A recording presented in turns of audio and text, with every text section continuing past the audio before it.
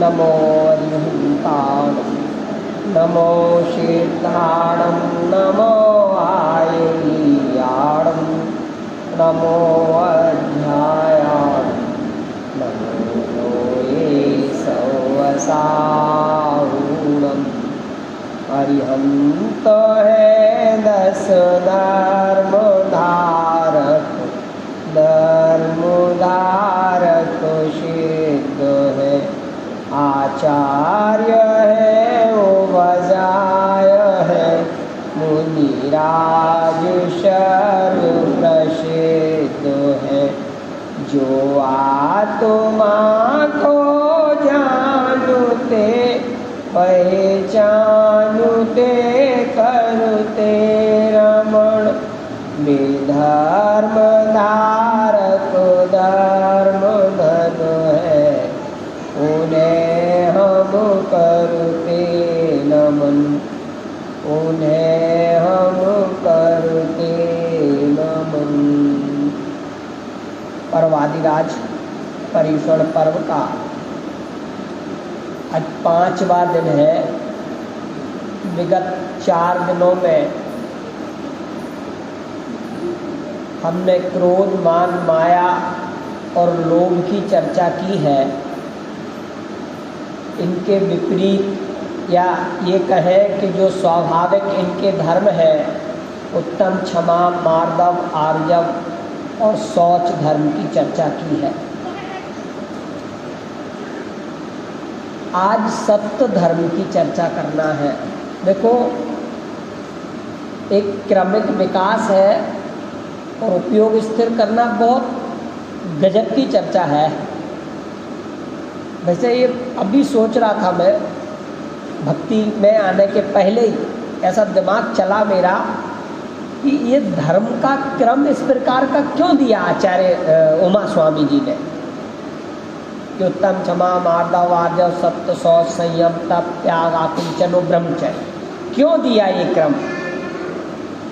और फिर देखो 4 कसायों की चर्चा करने के बाद सत्य धर्म का दिया। कहीं सत्य पहले आता है तो शौच के और कहीं बाद में आता है। तो अपन अपने प्रयोजन के हिसाब से सोचें तो क्रमिक विकास भी है कि इस जीव के 4 कसाय नष्ट हो गई ना तो अणुव्रत प्रारंभ हो गए। अणुव्रत प्रारंभ हुए माने मोक्ष मार्ग प्रारंभ हो गया। आज से हमारा मोक्ष मार्ग प्रारंभ हो गया। भैया बात ख्याल में आ रही ना। जो क्रोध मान माया लोभ इन कसायों की चर्चा हो गई माने कम नहीं छूटे नहीं है तो कुछ कम तो पड़े हुए होंगे ये मानता हूँ मैं।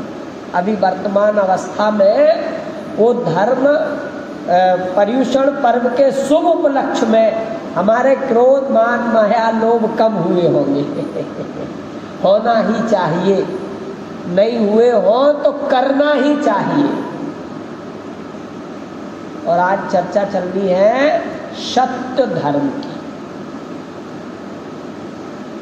इसका सबसे महत्वपूर्ण बिंदु जो है सारा जगत जिस सत्य बोलने को धर्म मानता है जैन दर्शन उस बात को और ऊपर स्वीकार करता है। गांधी जी ने भी गॉड इज ट्रुथ माने आप सत्य बोलते हो तो आप भगवान के बंदे हो। सही बोलने वाला ईश्वर होता है। ऐसे कई बहुत सारे वाक्य अपने सत्य बोलने के आए हैं। परंतु जैन दर्शन में जो परिभाषा सत्य धर्म की बताई है वो वास्तव में अनुकरणीय और विचारणीय है। क्योंकि सत्य बोलने से ही काम हो जाएगा क्या? अकेले सत्य बोलने में मेरा मोक्ष मार्ग प्रारंभ हो जाएगा क्या? सत्य समझना, सत्य जानना और सत्य स्वीकार करने से काम होगा।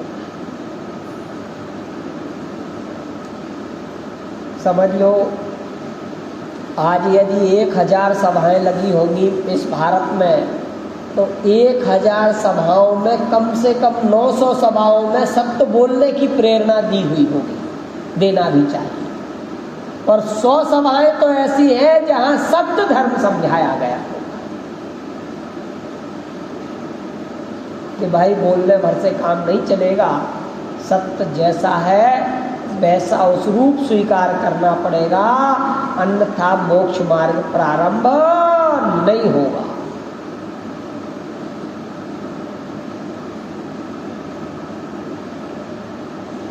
पूजनकार में भी बड़े अच्छे शब्दों में सत्य वचन की समझ लो महिमा इसमें गाई है कि कठिन वचन मत बोल, पर निंदा अरु झूठ तज, साच जवाहर खोल, सत्यवादी जग में सुखी। इसको अपन लौकिक रूप में लेते हैं, सत्यवादी जग में सुखी। जो सही बोलने वाले हैं उनकी मार्केट में धाक होती है, वहाँ ग्राहक खुश होकर के पहुँचता है कि वहाँ लूट खसोट का काम नहीं है, और वहाँ से अपन को अपना काम माने खरीदारी करनी चाहिए। और कठिन वचन मत बोल, पर निंदा अरु झूठ तज, 3 बातें यहाँ कही। कठिन वचन माने किसी के मन दुखे, हृदय में तकलीफ हो, ऐसे वचन भी नहीं बोलना चाहिए। अब इसको मैं थोड़ा सा आगे ले जाने का प्रयास करता हूँ, समझना। अब थोड़ा सा उपयोग थोड़ा सा सूक्ष्म करना। कठिन वचन मत बोल, पर निंदा अरु झूठ तज। तो कठिन माने कैसे? सब जो उसको हृदय में दुखाने वाले हो, ऐसा जो उसके दुख बढ़ाने वाले हो, जो उसका संसार बढ़ाने वाले हो, जो भव में भटकाने वाले हो। कौन से सब?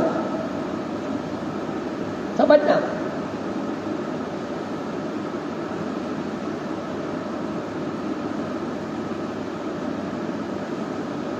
फिर से, कठिन वचन नहीं बोलने का उद्देश्य एकमात्र ये है कि किसी जीव का मेरे कारण संसार नहीं बढ़ जाए, ये भव में भटकता नहीं फिरे, ये संसार में रुलता ना फिरे। अरे इसके भव का अभाव तो तत्काल ही हो जावे।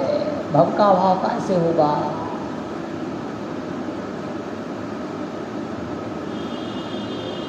भैया कठिन कठिन कठिन कठिन वचन कौन से? वस्तु स्वरूप के विरुद्ध। वस्तु स्वरूप के विरुद्ध वचन माने कठिन वचन।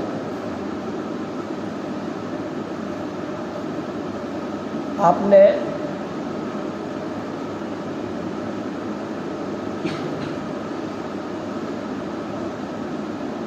चलो उसको अलग बाद में लेंगे कभी।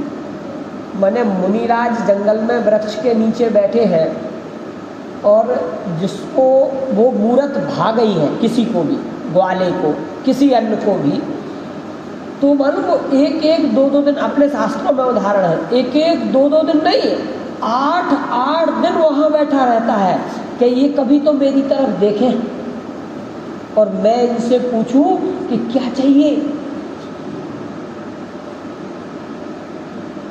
भैया बैठा क्यों है? वो मूरत भाग गई, उसको बड़ा गजब का लगा वो ऐसे बैठना, उनका नग्न दिगंबर वेश बड़ा गजब का ही लगा। वो मूरत भाई उसे, और वो बैठा क्यों है? मैं इनसे पूछ लूं क्या चाहिए, ताकि मैं कल घर जाऊंगा और ले आऊंगा। कैसी भावना है? कैसी भावना है? पवित्र भावना है ना, उज्जवल भावना है ना।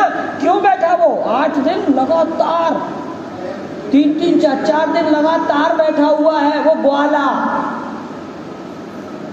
और किस लिए?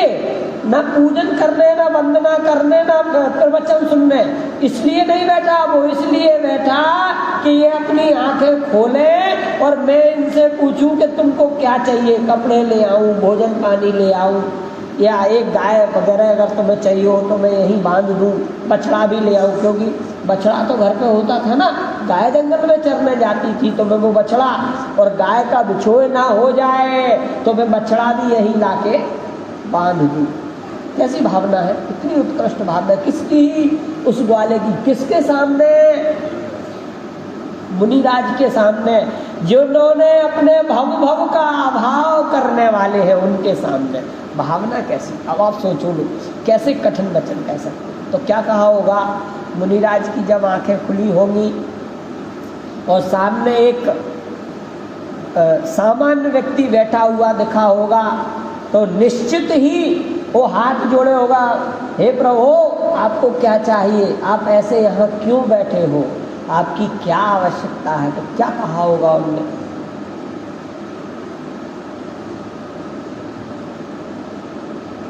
यही तो पूछा होगा तुम कब से बैठे, क्यों बैठे, क्या कारण है, क्या जरूरत है। नहीं, मैं तो आपको ऐसा देख करके रुक गया था कि ऐसी तो नहीं कि आपको किसी चीज़ की ज़रूरत हो और मैं घर जा रहा हूँ, गांव जा रहा हूँ और मैं ले करके आऊँ। तो उन्होंने क्या कहा होगा, मेरा तो सब कुछ मेरे अंदर विराजमान है और ऐसे ही तेरा तेरे अंदर विराजमान है। अब मुझे जगत की किसी वस्तु की कोई आवश्यकता।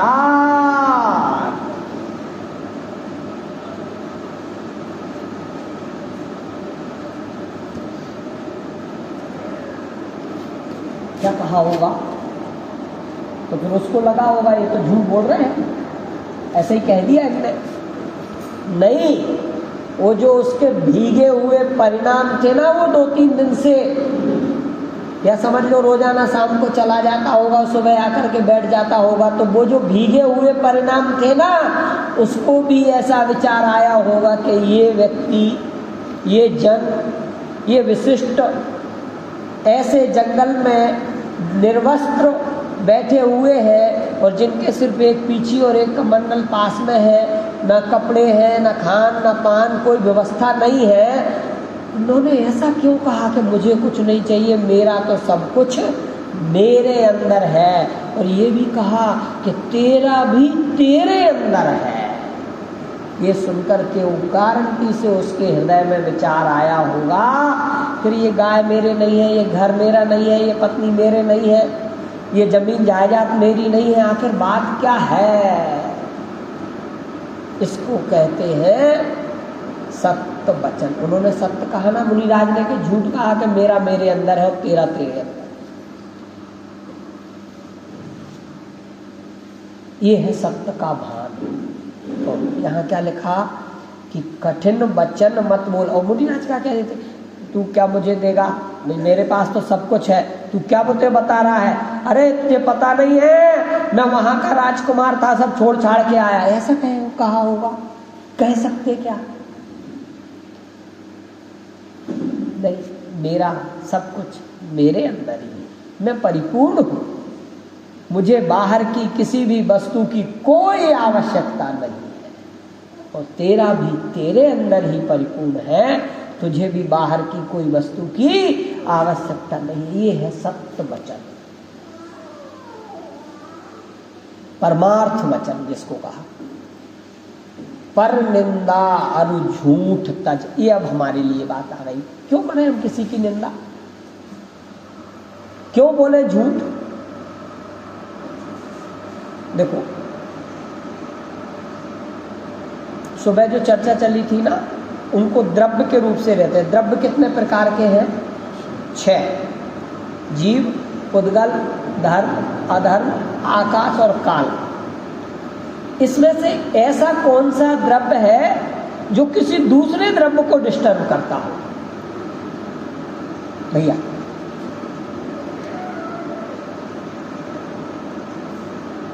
फिर से 6 द्रव्यों में जीव, उद्गल, धर्म, अधर्म, आकाश और काल, इन 6 द्रव्यों में एक ऐसा कौन सा द्रव्य है जो एक दूसरे को डिस्टर्ब करता हो। रहते कहाँ है, एक क्षेत्र में रहते कहाँ है, एक क्षेत्र में। ये असमान जाति द्रव्य पर्याय है ना, तो जीव और उद्गल एक ही क्षेत्र में तो है। अब मैं आपसे एक बात पूछता हूँ कि जीव और उद्गल एक ही क्षेत्र में है तो धर्म दूसरी जगह रहते होंगे, अंकल के मकान में रहते होंगे, क्यों, वो सारे के सारे एक क्षेत्र में रहते हुए भी एक दूसरे को डिस्टर्ब नहीं करते हैं। ये बात जिसकी समझ में आ गई उसके सत्य धर्म समझ में आ गए।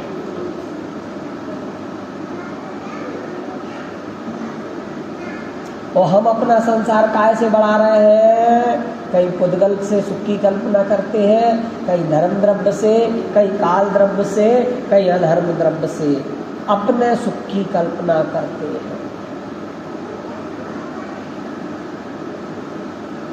ये संसार बढ़ना है। देखो, साच जवा सत्यवादी जग में सुखी। जग में भी सत्य बोलने वाले का हमेशा मान सम्मान होता है। उत्तम शर्त बरत पालीजे, पर विश्वास घात नहीं कीजे। साचे झूठे मानुष देखो, आपन पूत सुपास न फेंको।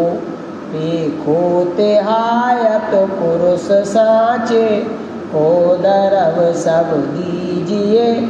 मुनिराज श्रावक की प्रतिष्ठा, साच गुण लख लीजिए। किसको सावधान किया? मुनिराज श्रावक की प्रतिष्ठा। क्या कहना चाहते हैं कविवर पंडित जी, ध्यानत राय जी वाली है ना? क्या कहना चाहते हैं कि भली भांति उत्तम श्रावक और मुनिराज को जांच परख करके उनकी सेवा शुश्रूषा कीजिए। इसमें सत्य धर्म कहाँ हो गया भाई साहब? कहाँ हो गया सत्य धर्म? अरे तुमने ये जो सत्यता से पहचान की है ना कि ये सच्चे श्रावक है, ये सच्चे मुनिराज है, यही तो सच्चा धर्म है। मैं नहीं 250-300 वर्ष पुरानी होगी, 200 वर्ष पुरानी, 200 वर्ष पहले ध्यानत राय जी साहब ने लिखा है कि मुनिराज श्रावक की प्रतिष्ठा, साच गुण लख लीजिए। और जो सत्य धर्म उनके अंदर विराजित है उनमें तुम अब देख करके स्वयं अपना लीजिए।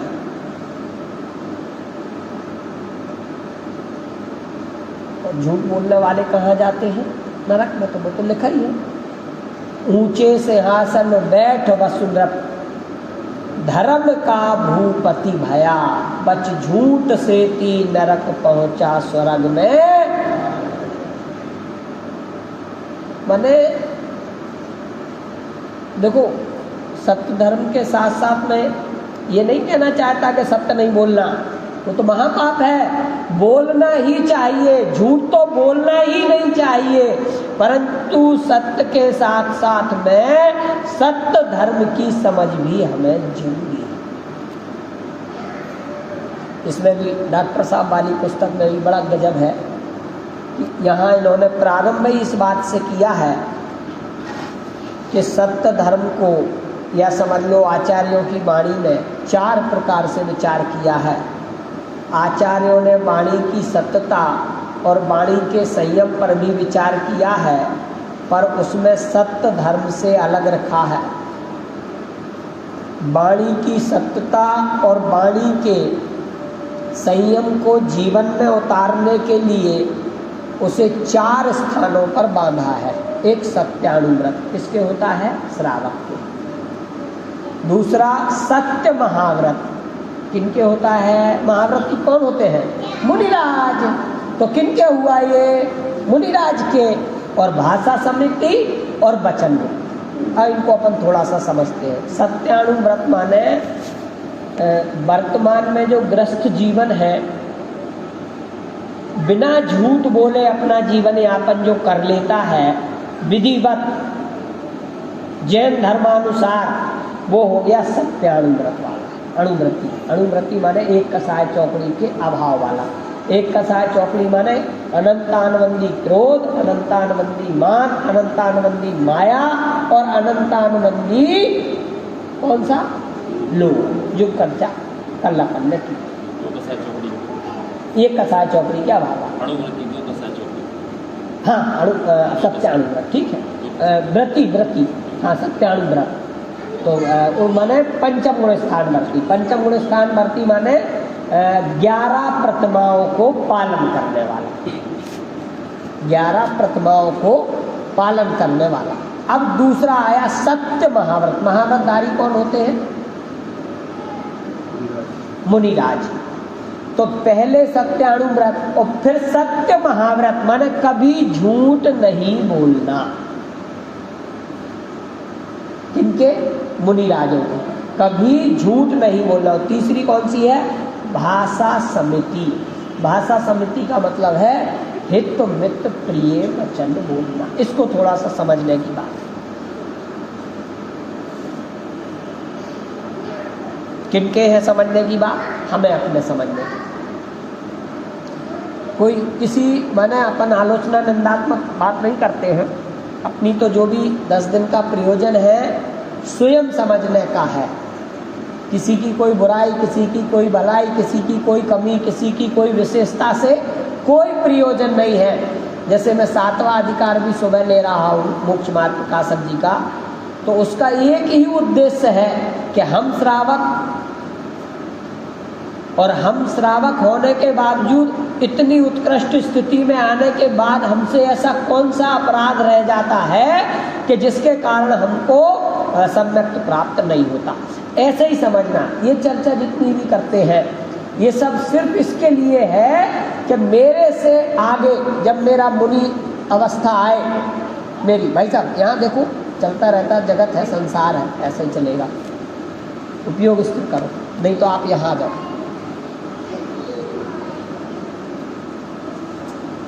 कहाँ थे? मैं खुद ही भूल गया। भाषा समिति। भाषा समिति की अपनी चर्चा चलती थी। तो भाषा समिति में नहीं, इसके पहले और कुछ कहा था मैंने। आगे बढ़े तो मतलब हाँ बराबर। माने हम आज सामान्य श्रावक हैं, समझ लो। श्रावक नहीं कह सकते, सामान्य श्रावक है। इसके बाद वो श्रावक जो अणुव्रती वो हो जाते हैं, सम्यक्त ले लेते हैं। फिर और उत्कृष्ट अवस्था आती है 2 कसाय चौकड़ी के अभाव वाली। और यदि आत्मानुभूति हुई और आत्मोन्मुख हुए और स्वभाव लीनता बढ़ी तो गारंटी से भी हमारी वही मुनि पर्याय आने वाली है कि नहीं है। तो उस मुनि अवस्था में हमसे किसी प्रकार का कोई क्लेश ना हो जावे, उसके लिए ये बात समझना जरूरी है। कौन सी? भाषा समिति। भाषा समिति का मतलब हित मित प्रिय वचन बोलना। हित मित प्रिय। भैया अब हित मित प्रिय वचन कौन से होते हैं?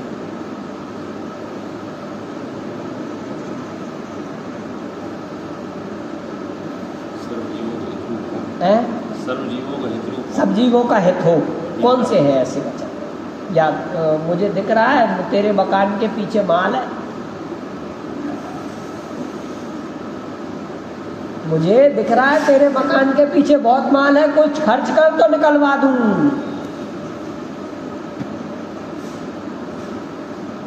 तथास्तु, तेरा कल्याण हो, तेरा व्यापार बहुत बढ़े, तेरा परिवार खुशहाल रहे। कितने बच्चे हैं? 2, और तरक्की करो।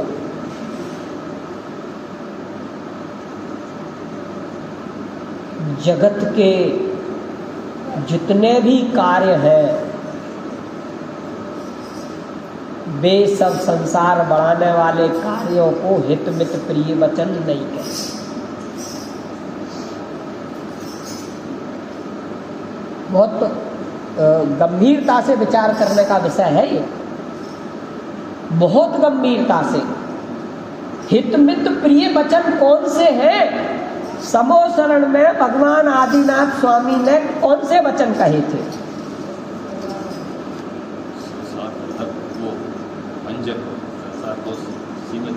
देखो भाई साहब एक बात बताऊं, ब्राह्मी सुंदरी विद्या निकेतन और भरत चक्रवर्ती छात्रावास और बाहुबली व्यायामशाला, मैं क्यों कह रहा हूँ समझो आप बात को, मैं क्या कहना चाहता हूँ। ये सब खुलते जा रहे हैं, चलते जा रहे हैं, क्या ये कर्मों के अभाव की व्यवस्था है? क्या उपदेश था उसमें? नहीं भैया इसको करो शांत, वो मैं भी डिस्टर्ब हो रहा हूँ और सभा भी बिगड़ती है, बाहर घुमाओ उसको, एक कोई त्याग करो, एक कोई समझ लो। क्या सब लोग हो रहे हैं डिस्टर्ब, मैं भी हो रहा हूँ। या हमारे अक्षत जी की क्लास में छोड़ाओ, बढ़िया खेलेगा वो, आप आ जाओ छोड़ के उसको, बच्चे बहुत अच्छे से बैठते हो, आप आ जाना उसको छोड़ के। चलो, मैंने भगवान आदिनाथ के समोसरण में मारीची का भी जीव था, और भी कई तीर्थंकर होंगे, तीर्थंकरों के जीव हो सकते हैं, और तीर्थंकरों के जीव नहीं हो तो सामान्य मोक्षगामी जीव हो, सामान्य केवली हो सकते हैं। तो क्या उपदेश आया?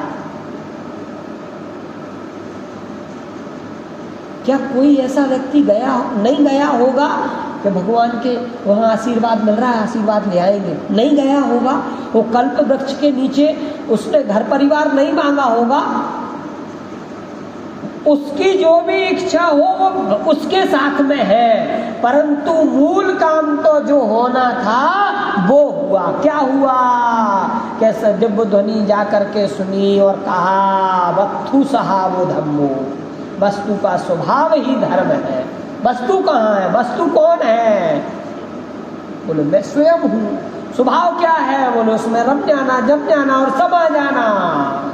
इस प्रकार का उपदेश तो हमारे आदि अनंत तीर्थंकरों ने दिया है, परंतु मैंने हितमित प्रिय उपदेश तो दिया है, परंतु परिवार बड़े, घर बड़े, ये आपके महावीर जी जाते हैं उल्टे साथिया बना के आते हैं। मैं पर्यूषण कर आया वैसा महावीर जी 10 दिन सेठी जी ने बुलाया था स्पेशल जयपुर साहब, तो मैंने कहा पहले तो सब साफ करो बोले जो बना के गए हैं वो ही सीधे आके करेंगे। मैंने क्या होता है ये, जबकि ये 20-25 साल पुरानी बात है।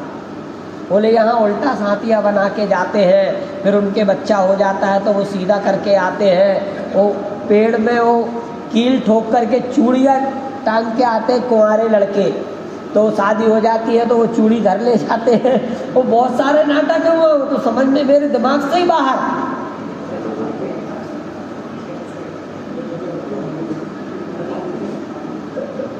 कौन सी जगह है? बोले महावीर जी। कौन से महावीर जी? जहाँ टीले वाले बाबा रहते हैं। अरे टीले वाले बाबा नहीं है, अपने में रहने वाले बाबा है। पहचान तो करो कौन से बाबा है। वो पेड़ पे पीछे गए, भैया कील ठुक रही है, चूड़ियाँ टंग रही, अरे क्या कमाल हो रहा है। मैंने उनसे पूछा, इत्तेफाक से वहाँ जो मैनेजर थे उस समय विजय जी, वो हमारे रिलेशन वाले थे, हमारे जीजा जी के रिलेशन में थे कुछ, तो नहीं तो वहाँ तो महावीर जी है, कोई भी आओ कोई भी जाओ, किसी को कोई प्रयोजन नहीं है तो उनकी वजह से सब माने। और फिर सेठी जी खुद अध्यक्ष साहब बुला के ले गए थे, बढ़िया 2 समय प्रवचन होता था दोपहर में, किसी को कोई प्रयोजन नहीं है। लोकल समाज तो वहाँ है नहीं, सब बाहर वाले जाते हैं, चलो व्रत करके आए इस बार महावीर जी। हमारे बुंदेलखंड के बहुत लोग जाते हैं, वहाँ नाटक देख के ही दंग रह गया। और कई और लोगों की कृपाएं बरस रही है अलग अलग। क्या भैया, क्या हम संसार बढ़ाने के लिए इस संगी पंचेंद्रिय मनुष्य भाव जिनवाणी जिन धर्म और जिन गुरु मिले, क्या संसार बढ़ाने के लिए मिले? क्या संसार बढ़ाने के लिए ये जन्म हुआ है? करना विचार। हितमित काय की चर्चा चल रही, मुनिराज के उपदेश में हितमित प्रिय वचन होते हैं, माने संसार के अभाव करने वाले ही कारण होते हैं। देखो किनके होती है भाषा समिति? मुनिराजों के। तो जिन्होंने घर छोड़ा, परिवार छोड़ा, रिश्तेदार छोड़े, वस्त्र छोड़े, हंसी खेल नहीं है वस्त्र छूट जाना, और वो घर का, परिवार का, जमीन जायदाद का, कपड़े की दुकान, सोने चांदी की दुकान खोलने का उपदेश देंगे क्या? खुद ने छोड़ दिया और फिर देंगे। अगर अच्छा था तो पहले रहते, और अच्छा नहीं है तो दूसरों को उपदेश क्यों देना? ये हित मित प्रिय के कथन में है।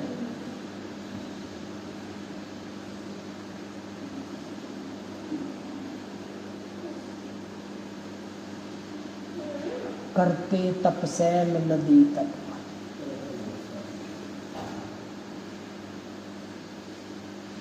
बोले वो ये हाँ, और हम काहे में? अरे हमको तो आशीर्वाद, हमको तो आशीर्वाद। काहे का आशीर्वाद? किसका आशीर्वाद? किसके लिए आशीर्वाद? आप विचार करना इस बात पे बहुत गंभीरता से। कौवन को से गाय मरे तो एक न बचती गैया, हमारे बुंदेलखंडी वो है कविता कि कौओं के कोसने से यदि गाय मरती तो एक भी गाय नहीं बचती दुनिया में, क्योंकि कौआ तो उसको खाने ही घूम रहा है। कौवन को से गाय मरे तो एक न बचती गैया, वो पूरी कहानी कविता है, समझना। मेरी अच्छी भावना माने से आपके कर्म पलट जाएंगे क्या? क्यों साहब? अच्छा, हम जैन समाज के लोग हैं, किसी जीव को कोई डंडा मारता है, भले वो उस जीव की पूरी गलती हो, तो हम क्या प्रयास करते? चलो जाने दो यार, छोड़ो यार, हो गया यार,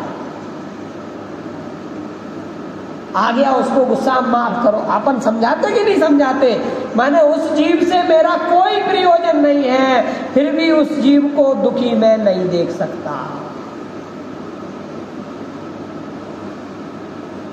ऐसा कौन चाहेगा? कौन मुनिराज चाहेंगे कि ये जीव संसार में परिभ्रमण करे और नरकों में जाकर के कटक पटक हो? कौन जीव चाहेगा? कोई नहीं चाहेगा। ऐसे ही वे मुनिराज, तीन कसाय चौकड़ी के अभाव वाले, चलते फिरते सिद्ध भगवान उपदेश देंगे तो कैसा देंगे? हित मित प्रिय वाला ही देंगे। संसार बढ़ाने वाला नहीं, संसार के अभाव वाला देंगे। हम प्रभु चरणों में आते हैं सुबह से, प्रातः काल से रात के 9 बजे तक, यदि हम संसार बढ़ाने की भावना लेकर के आते हैं तो हम प्रभु का अपमान करते हैं। बहुत बड़ी बात कही मैंने। हे प्रभु, जिस पद को आपने पाया है वह पद चाहिए, उससे छोटा पद मुझे स्वीकार नहीं है। न इंद्र चाहूं, न धर्मेंद्र चाहूं, न चाहूं स्वर्ग का देव होना। क्यों? वहां से भी फिर रगड़े संसार में। बोलो, वो मारीची का जीव अकौआ जैसा पत्ता ऐसा हिलता फिरा, इल्ली बिल्ली क्या क्या नहीं हुआ। समय था ना, बहुत समय था। तो ये नहीं चाह रहा है हम जिनेंद्र देव के। अच्छा, एक बात और भी है,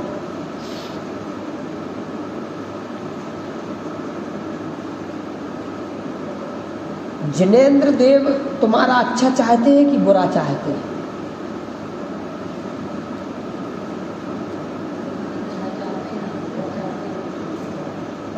वो नहीं चाहते। क्यों नहीं चाहते?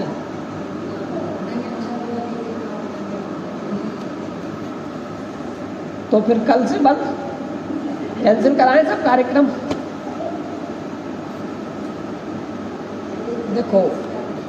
देखो बहुत पकड़ने जैसी बात है।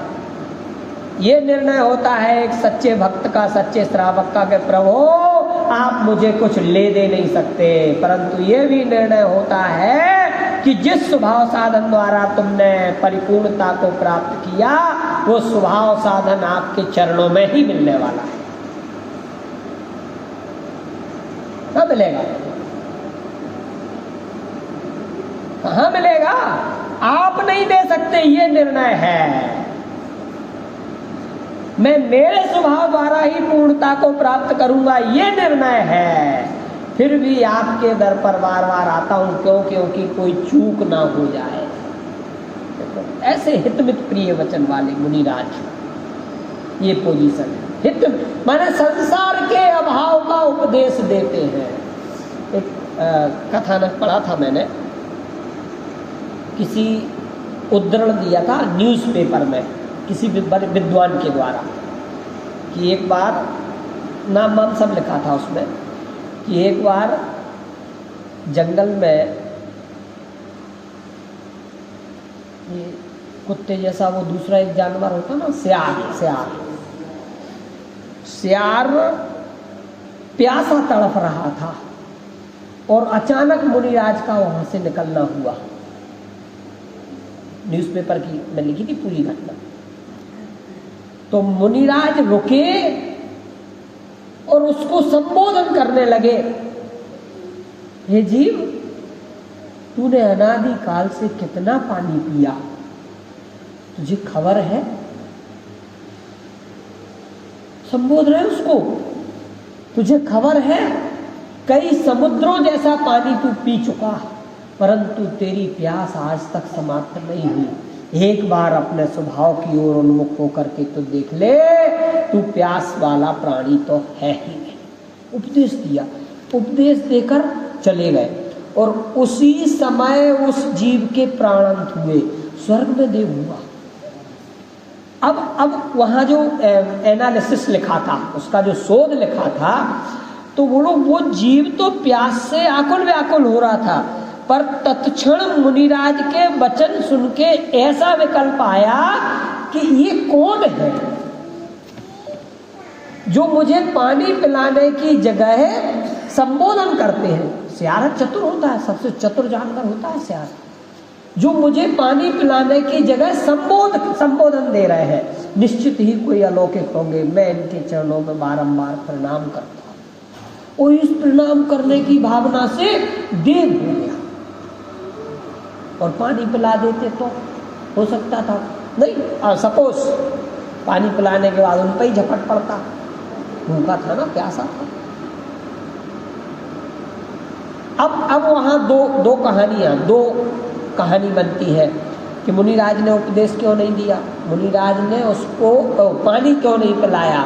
तो मुनिराज के हृदय में जो जल था, वो जल उस सियार को पिलाया और उस जल का असर ये हुआ कि वह जीव को उनके प्रति करुणा भाव आया और करुणा भाव के असर से वह जाकर के देव हुआ।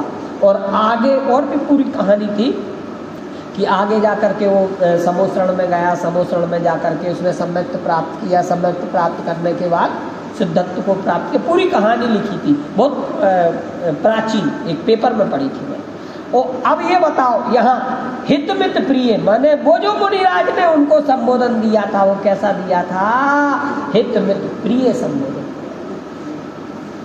अनादि काल से कितना पानी पिया हमने, कितना भोजन किया हमने, कितने भूखे रहे, तिल तिल करे देह के खंड, असुर भिड़ावे दुष्ट प्रचंड, तीन लोक को नाज जू खाए, मिटे न भूख कणा न लहाए। बताओ क्या करना।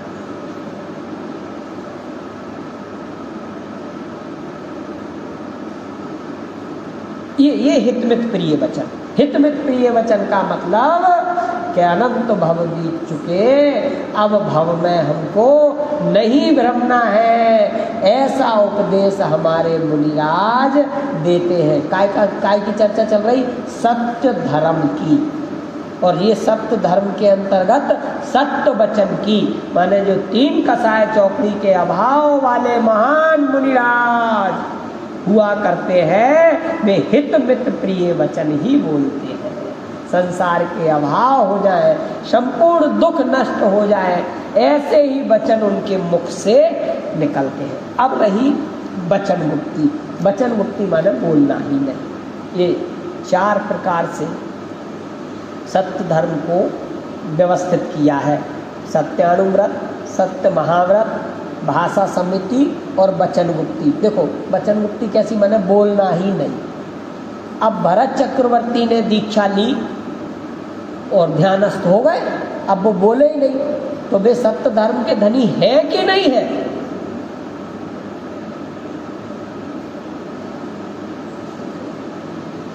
है? सही बताना, वैसे नहीं सब लोगों के प्रभाव में कह दो कि नहीं है। सही बताना, सोचना, ये बात विचारने की है। वो तो बोले ही नहीं, फिर भी सत्य धर्म के धनी है, क्योंकि सत्य धर्म तो आत्मा का स्वभाव है।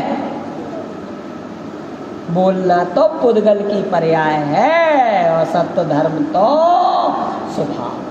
बहुत एक ऐसी बात मुझे भाई साहब, ये इतनी भाषा समिति ऐसे लगती है, कैसे संबोधन करते होते, रे भव कैसे प्रवचन सार जी में बोलो, मुनिराज से कह रहे चरणानियोग सूचक चूलका में, हे मुनि क्या तुझे संसार अच्छा लगने लगा? मुनिराज आचार्य भगवान मुनिराज से कह रहे कि हे मुनि क्या तुझे संसार अच्छा लगने लगा? नहीं प्रभु, मैं तो बस मेरे में ही रहने वाला हूं, ऐसा उपदेश है।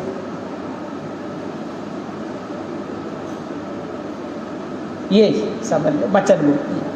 तो ये ख्याल में आई 4 बातें, याद रहेंगी। फिर से बोलूं, सत्यानुव्रत, सत्य महाव्रत, भाषा समिति और वचन मुक्ति। माने अब देखो, अपन अपनी चर्चा करें। अपन किसी का अच्छा चाहते हो, 4 लोगों के सामने नहीं कह पा रहे हो, किसी का अच्छा चाहते हो और 4 लोगों के सामने नहीं कह पा रहे हो, तो आपके मन में अच्छी भावना है या दुर्भावना है? अच्छी भावना कहलाएगी ना भाई सब।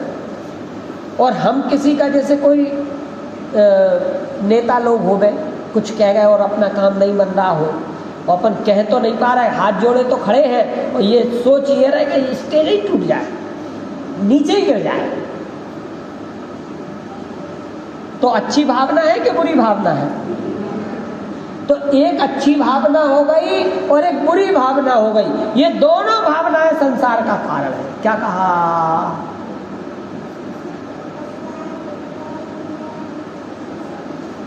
दोनों भावनाएं संसार का कारण है। फिर तो हमें संसार में ही रहना, हम तो सबका अच्छा चाहते हैं तो भी संसार में, हाँ तो भी संसार में। अपना अच्छा जिस दिन चाहने लगोगे उस दिन संसार का अभाव होना प्रारंभ होगा। क्या कहा? जिस दिन अपना अच्छा चाहने लगेंगे उस दिन संसार का अभाव प्रारंभ होगा। 2-5 मिनट में और एक चर्चा लेकर के बात समाप्त करता हूँ। समय बहुत जल्दी हो जाता है, आप है ना। देखो ये माइक है, अब थोड़ा सा और उपयोग स्थिर करना, 5 मिनट में समाप्त करेंगे। ये माइक है, ये रूमाल है, और मैं इसको कह रहा हूँ ये रूमाल है, और कोई इसको समझ रहा है नहीं कपड़ा है, और आप सब लोगों ने मिलके निर्णय किया है। चलो छोटी सी कहानी सुनाता हूँ, फिर ख्याल में आ जाएगी। ये अभी भी प्राचीन समय में दक्षिणा दिया करते थे। कोई पंडित काम करते ना, पंडित लोग वैष्णव, तो बात ख्याल में आ रही है। कोई काज करा के गए अपने यहाँ, कथा कहानी, तो वो एक पंडित कथा कराने के उपरांत कथा कराई उसने घर पे, समझे ना, बात ख्याल में आ रही, नहीं तो फिर आगे ख्याल में नहीं आएगी। एक ब्राह्मण जी एक घर में कथा कराने गए, और कथा कराने के बाद दक्षिणा दी जाती है। तो पुराने समय में आपको ध्यान हो, गाय बछड़े दिए जाते थे, बकरी, गाय, बैल, अनाज। तो एक पंडित जी ने कथा कराई, और कथा कराने के बाद उनको एक बकरी का बच्चा दान में दिया, कथा कराने के उपलक्ष्य में। और बढ़िया पंडित जी भी प्रफुल्ल भोजन करके आए, बढ़िया प्रसादी लेके, और बकरी के बच्चे को कंधे पर रख के घर ले जा रहे थे। तो रास्ते में उनको 4 ठग मिले, और 4 ठगों ने प्लान बनाया कि आज तो एक पंडित जी से ये बकरा ठगना है, बकरी, छोटा सा बच्चा ठगना है। तो एक चौराहे पर एक लड़का खड़ा हुआ, ठग, और ठग चौराहे पे खड़ा हुआ और बोले, पंडित जी प्रणाम, खुश रहो बच्चा। पंडित जी भी खुश, पंडित जी कुछ जी कंधे पर जो रखा है वो शोभायमान नहीं हो रहा है, अच्छा नहीं लग रहा है। आप इसको यहाँ क्यों रखे हो? क्यों? मैं तो दक्षिणा में लाया हूँ, घर ले जा रहा हूँ। अरे थोड़ा सोचो तो, आप पंडित होकर के गधे के बच्चे को कंधे पे बिठाए हो। अरे कहाँ गधे का बच्चा है? बकरी का ही बच्चा है। नहीं नहीं, चल चल ठीक है, ठीक, कोई बात नहीं, मैंने देख नहीं पाया होगा, पर थोड़ा सा विचार करना, कोई क्या कहेगा। ठीक है, चले गए। पंडित जी के दिमाग में थोड़ा सा कीड़ा तो गया। अगले चौराहे पर दूसरा मिला, दूसरा ही बोला, बोले पंडित जी प्रणाम, बहुत दिन बाद दिखे। हाँ बहुत दिन बाद, अब आजकल कम निकलता हूँ घर से। ऐसा क्यों करने लगे? निकलो, आप तो बहुत वो है, पर थोड़ा सा आज मिले और शोभामान नहीं दे रहे हो, अच्छा नहीं लग रहा है। क्योंकि क्या हो गया? अब जो किसी दूसरे को दे देते हो ही छोड़े आती, काय को रखला इस गधे के बच्चे को? गधे का बच्चा? नहीं नहीं, बकरी। और पंडित जी ने कान पकड़ा तो बोला मैं, पंडित जी ने हाँ नहीं नहीं, बकरी का ही है। निश्चिंत हो गए, पर दिमाग में चलना शुरू हो गया कि कुछ तो गड़बड़ है। तीसरा ठग मिला, पंडित जी प्रणाम। और वो सब चर्चा होने के बाद, अरे आप हमारे यहाँ नहीं पधारे, हम तो आपको कम से कम बकरी का बच्चा देते, ये किसने दे दिया आपको, ये शोभा नहीं दे रहा। उन्होंने समझाया विद्वान को। विद्वान के दिमाग में लगा कुछ तो गड़बड़ है, ऐसा नहीं हो सकता। 3 लोग मिले और बड़े मेरे प्रेमी और बहुत अच्छे लोग, और वो भी कह रहे हैं। अब वो चौथा चौराहे पर मिला और वो पीछे से दौड़ करके आया, बोले पंडित जी रुको रुको। क्या हो गया? बोले जी आप जो थोड़ा सा ठीक नहीं लग रहा है, आप समझो, मुझे दे दो, मैं घर दे आऊँगा, घर छोड़ आऊँगा। मैं आपको क्यों दूँ? अरे उस कंधे पे और गधे का बच्चा आप बिठा के जा रहा हो। पंडित जी ने छोड़ा, फेंका उसको दूर और दौड़ गए घर। अब ये बात मुझे बताओ कि वो गधे का बच्चा था कि बकरी का बच्चा था?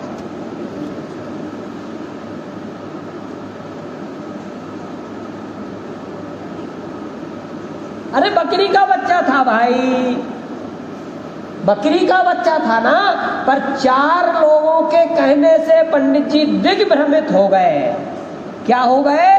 दिग्भ्रमित। अब मुझे ये बात बताओ कि पंडित जी उसको पहले बकरी का बच्चा मान के लाए थे, बकरी का ही बच्चा लाए थे, और पंडित जी उसको गधे का बच्चा मानने लगे, तो क्या वो बच्चा गधे का हो गया? और पंडित जी तो गधे का बच्चा छोड़ के गए, फिर काय का हुआ?